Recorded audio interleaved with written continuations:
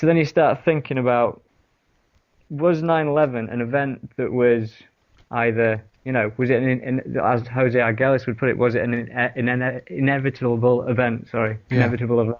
Was it designed by the universe for it to happen as it did? Yeah. You look into it further, and World Trade Center commenced building in 1966 and finished building it in 1977. So it took 11 years to create as well. Yeah. So you can move on from that, forget all that for the time being, and then you can get to September the 11th in history. And on September the 11th, 1990, at 9:09 p.m., that's 11 years prior to 9/11, George Bush Sr. made his very first speech entitled "Towards a New World Order" in the UN, at the UN. So this was 11 years prior. And then if you take that back 60 years, so you go back to September the 11th, 1941, you'll realise that 60 years to 9/11, that was when the soil was broken for the Pentagon. Pentagon, yeah, exactly. Yeah. And so you've got this date, September the 11th, again running through this kind of, the nasty war machine of America, if you want to call it that. Exactly. And so then basically there's something that happened much further back in time than that, and there's a book written in 1981, and it was called The Birth of Christ Recalculated, and it was written by a guy called Ernest L. Martin, and he claims to have calculated the exact date of Jesus Christ's birthday based on celestial charts for that era. Yeah. Basically, he's worked out with the famous Star of Bethlehem, which was, he worked out that essentially Jesus Christ was born on September the 11th, 3 BC. And this book was released in 1981. Mm-hmm. So, we've got another date there. And I think that is, sorry to interrupt there, but I think that's actually a key area to why we potentially are seeing so many things oriented around the 9 and the 11 September. Yeah. Definitely. Yeah. Definitely.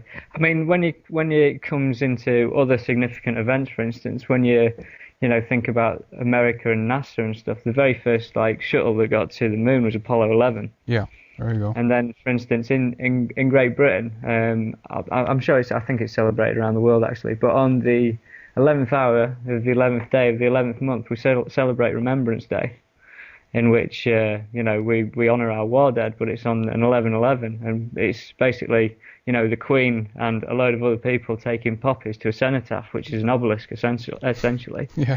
So little strange events going on all over the place. Indeed. I mean, talking about the Queen moving into royalty, and this is where I'll lead much deeper into royalty later on. But basically, if you look into the history of the word crown and the royal crown, the word crown was derived from Anglo-French word called couronne, which is derived from Latin for corona. But the year that the word crown, was first established was in the year 1111.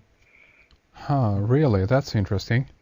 Right. Huh, So, wow. you can't just say that these are coincidences, all of these things that are kind of connected up. And I get to a point where, at first I thought there were coincidences, but then you think, what is this thing called chance? Yeah. What is it? Indeed. So anyhow, that's the groundwork for 11. And then this is where I'd started seeing this time code 1111 on clocks and stuff, and this is when I started getting this flood of information. I don't know where I've been receiving it from, but I've been receiving it from somewhere recently. I don't know what it's all about, to be honest.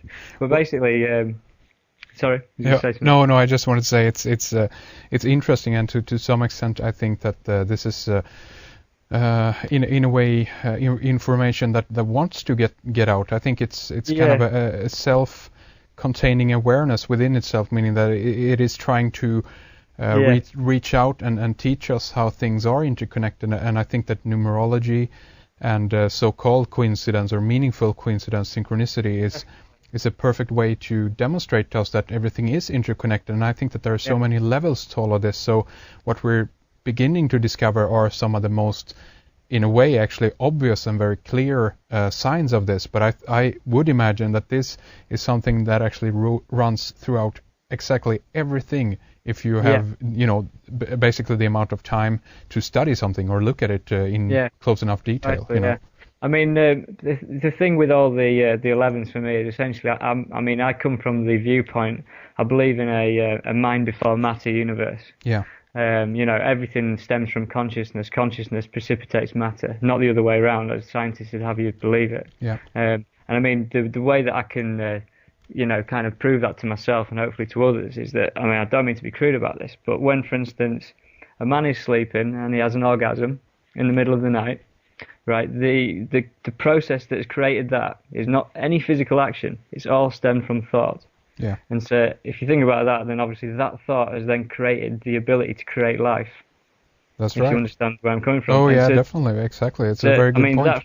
That for me is the proof that everything is a mind before matter universe. You can create life with thought. Yeah. And, so that means that everything that you're looking at essentially is consciousness. And that's my way of that's where I come from with a lot of this. And given the 11s, connected with the Pentagon and connected with the 9/11 World Trade Center disaster and everything, that to me is indicative of someone else trying to hijack consciousness. I don't know what it is, but for me, there seems to be some kind of other side of things that are hijacking this number for themselves.